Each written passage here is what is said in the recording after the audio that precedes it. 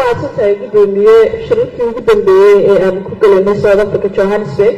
oo marti ku ahaa inuu imaado balse ay u soo weynay sabab jira awgeed sida daraadeed sidii caadi ahayd matalaadda jirtay lagu matalayay gudoomiyaha intii uu shirkaasi socday marka waxa soo diyaarnay warbixin yar oo kooban saaxiibadii aan israaci jirnayna walow ay hawlo gaar ah ay yeesheen warbixin yar oo kooban oo dulmar ah oo gudoomiyuhu naga codsaday inaan jeedino baarlamaanka baan jeedin doonaa bismillah warbixintii shirkii guddiga joogtada baarlamaanka baan Afrika isqoon iyo aqoonsiyeedkii muhiimka ahaa 13 September ilaa 2024 hordhac waxa uu ahaa Johannesburg South Africa intii u dhaxaysay 13 September 2024 waxa lagu qabtay shirka guddiyada joogtada baarlamaanka baan Afrika ee baab iyo shirweynihii 12aad gudoomiyaasha baarlamaanka qaranka iyo kuwa kale oo goboleedyada Afrika shirkan oo ay ka soo qayb galeen wufuud kala duwan oo ka socda wadamada Afrika hay'adaha caalamiga ah ayaa looga hadlay qodobada muhiimka ee ku saabsan horumarinta qaaradda Afrika iyo hirgelinta ajandaha 2063 xalinta khilaafaadka iyo ka hortagga dhalasho la'aanta waxa sidoo kale lagu qabtay aqoon isweydaarsi muhiim ah lagu xoojinayo habka maareynta ku saleysan natiijada maamulka abuurista habka sharciga looga hortagayo dhalasho la'aanta carruurta qaxootiga qaaradda Afrika intuu sii socday aqoon isweydaarsiga ku saabsan maareynta ku saleysan natiijada maamulka aqoon isweydaarsiga waxa looga hadlay hirgelinta habka maareynta ku saleysnaa natiijada maamulka si looga hagaajiyo qorsheynta istiraatiijiga ah ee maamulka iyo miisaaniyadda iyo warbixinta shaqooyinka baarlamaanka baan Afrika maareynta ku saleysan natiijada maamulka habka loogu xoojinayo natiijo wax ku oolka ah iyada oo diiradda la saaray cabirka natiijooyinka taas oo ku saleysanayd qorshaha dhaqangelinta labaad ee 10 sano ajandaha 2063 2024 ilaa 2030 maareynta ku saleysan natiijada maamulka waxa muhiim u ahaa sidii xubnaha baarlamaanka baan Afrika baarlamaan qaranka ay uga qayb qaadan lahaayeen hirgelinta ajandaha 2063 aqoon isweydaarsiga ayaa diiradda saaray si loogu xoojin lahaa awoodaha xubnaha baarlamaanka si ay u qaadaan talaabooyin waxtar leh horumarin iyo qorshayaal qaranka iyo kuwa qaaradda qodobadii ugu muhiimsanaa in xubnaha baab Afrika baarlamaanka qaaradda ay bartaan habka maareynta ku saleysan natiijada maamulka iyo sidii taageero hirgelinta siyaasadda midowga Afrika in la mideeyo qorshayaasha baarlamaanka si loo gaaro yoolalka ajandaha 2063 gaar ahaaneed 7 Month oo ku saabsanay dhaqaalaha nabadda iyo waxbarashada iyo isku xirka Afrika in la xoojiyo isla xisaabta kormeer ah iyo qiimeyn si loo xoojiyo kheyraadka la isticmaalo iyo waxtar leh natiijooyinka la filayo in xubnaha ay yeeshaan faham qoto dheer oo ku saabsan habka maareynta ku saleysan natiijada maamulka iyo sidii loo mariyo qorshayaasha waaweynka ee qaaradda in la dedejiyo qorshayaal shaqo oo ku saleysan natiijooyinka la cabiri karo oo lala jaan qaadi karo ajandaha 2063 in xubnaha awooduhu ay yeeshaan in ay kormeeraan qiimeeyaan una warbixiyaan horumarka la gaaro shirkii guddiyada joogtada ahaa ee iskaashiga iyo xalinta khilaafaadka fadlan wax yar is dhageysano aniguna si aan hore isaga gabagabeeyo maqalkiina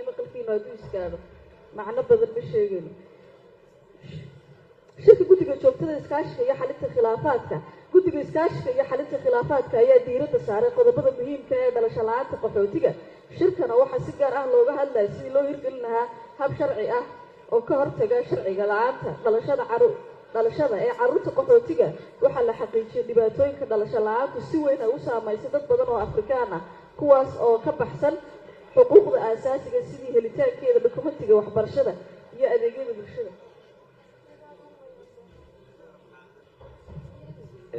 mudanayaal waxba lama maqlo idinkoo raalli ah waxaan codsanaynaa inaad sawaxanka la yareeyo qodobadii ugu muhiimsanaa in la abuuro sharciyo dhowr ah xuquuqda dhalashada ee dadka qaxootiga ah iyo inta barakaca looga hortagayo in dadku waayaan dhalashada in la xoojiyo iskaashiga u dhexeeya baarlamaanka iyo hay'adaha UNHCR si xal waara loogu helo dadka aan haysan dhalashada in la mideeyo shuruucda dhalashada wadamada Afrika si loogu yeero khilaafaadka sharciyeedka sababta dhalasho la-aanta. natiijooyinka la filaayo in la helo sharci moodeel ah oo mideeya wadamada xubnaha ka ah midowda afrika ee ka hortaga dhalasho la-aanta.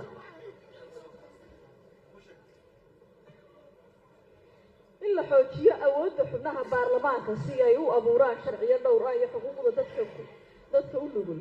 in la abuuro iskaashiga wada shaqaynta u dhaxaysa hay-adaha caalamiga ah iyo baarlamaanka oo si loo xaqiijiyo dhalashada ee dadka afrika. shirkii guddoomiyaasha baarlamaanka afrika iyo baarlamaanada goboleedada 18-20 Sebtembar oo ku qornaa guddoomiyaha baarlamaanku shirkaas uu ka maqnaa sababo jira awgeed daraadeed shirkiisii maadaama aan matalaad ka ahay uu nagu horeeyay guddoomiye aadan sarasoor ayaa isaguna qayb ka ahaa. shirkaas inta uu sii socday waxaa laisku soo hadal qaaday shirka 12aad ee guddoomiyaasha baarlamaanka afrika wuxuu fursad wadooda jiraa siiyey si looga doodo caqabadaha siyaasadeed, dhaqaale iyo amni ee qaaradda afrika. waxaa diiradda la saaray sidii loo hirgelin lahaa ajandaha 2063 gaar ahaan horumarinta dhaqaalaha iyo isku xirka qaaradda iyo xoojinta qodobadii ugu muhiimsanaa xoojinta baarlamaanka iyo hirgelinta ajandaha 2063 iyadoo diiradda la saaray qorshayaasha dhaqaalaha, waxbarashada iyo cimilada. in diblomaasiyadda baarlamaanka laga qaybgeliyo xarinta khilaafaadka ee hubeysan kala goynta dimuqraadiyadda ee ka jira dalal badan oo afrika ku yaala. qiimeynta horumarka la gaaro hadda ee hirgelinta VTI sidii loogu abuuri lahaa jawi sharciyeed oo taageero kobca ganacsiga qaaradda. natiijooyinka la gaaray iskaashiga u dhexeeya baarlamaanka qaranka iyo kuwa goboleedada afrika ayaa xoojiyey si loo dardargelin lahaa yoolka ajandaha 2063. baarlamaanku waxay qaadeen tallaabooyin loogu xoojinayo nabadda amniga iyadoo la adeegsanayo diblomaasiyadda baarlamaanka. waxaa la isku raacay oo la xoojiyey isla xisaabtan iyo kormeer baarlamaanka si loo gaaro yoolalka horumarka waara ee ku jira ajandaha 2063. guddiyada joogtada ah shirka guddiga joogtada ah wuxuu soo bandhigay shaqooyinka muhiimsan ee ay qabtaan 11 guddi oo baarlamaanka baan afrika. guddiyadaas waxa ay daboolaan arrimo badan oo muhiim ah horumarinta qaaradda sida waxbarashada, caafimaadka, dhaqaalaha, ganacsiga iyo sharciga iyo xasilintiisa. khilaafaadkii isku socodka hanti dhowrka wax soo saarka badda iyo beriga iyo jinsiga iyo ilaalinta aadanaha. gunaanad shirkii iyo qoys-weydaarsigii waxa uu ka dhacay Johannesburg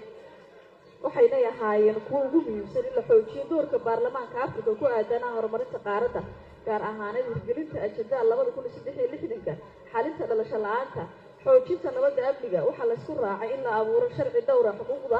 dadka natiijada iyada oo la adeegsanayo maareynta ku salaysan natiijada maamulka iyo diblomaasiyadda baarlamaanka. guddiyada joogtada baan afrika si ay u xoojin doonaan shaqadooda si loogu gaaro horumar waara ee qaaradda afrika. intaas waxay ahaayeen warbixintayadii aan kaga qayb galnay. intii ay sii socotayna shirarkaasina waxaa lasla soo hadal qaaday bahda waxbarashada oo halkaas lagu qodobayn doono sidii maqarada geeska afrika ay uga dhex muuqan lahaayeen dad aqoon iyo cilmi badan kasoo buuxaya. sidoo kalena waxaa halkaa lasla soo qaadnay oo aan qayb ka ahayn sidii soomaaliya laisu dhexgelin lahaa iyo qaaradaha kale ee dariska yihiin tayadooda waxbarasho. dhawaanna waxaa inoo imaan doona wufuud ka socota masar si ay halkan shirar ay ku qabsadaan oo afrikii sidii shirbo dal lagu qabsan lahaa. waxaan rajaynayaa sanadkan inay xamar ay qayb ka noqoto maqarada geeska afrika iyada oo nabada oo lasoo haleynayo inay guddoomiyayaal iyo xildhibaanadeeda bahdeeda xildhibaanadu ay soo yimaadaan. taasi waa taas. waxaan rabaa halkan inaan intii aan shirarkaan aadaynay waxaan iyaguna la kulanay sidii caadi ahayd jaaliyadda South Africa. saad xildhibaanaad ogtiin xaaladaha jaaliyadaha naga haysta South Africa ee dhibaatooyinka laba dal bay hadda maanta dhib naga haysta. haddii aad taqaanaan dalalkaada aadaan dalka Sacuudiga Carabiga iyo South Africa waa meelaha ugu dhibaatada badan leh dadka lagu dhibaateeyo. hadda Sacuudiga waxaa la soo saaray 200 qof in la dili doono dil toogasho lagu xukumay oo Soomaaliya oo bahdooda warbaahinta ay ku soo daayeen Twitterka. dadka South Africa ku nool Soomaalida South Africa ku nool dhibaato badan ay ku jiraan ee Soomaalida xaggaasi joogtay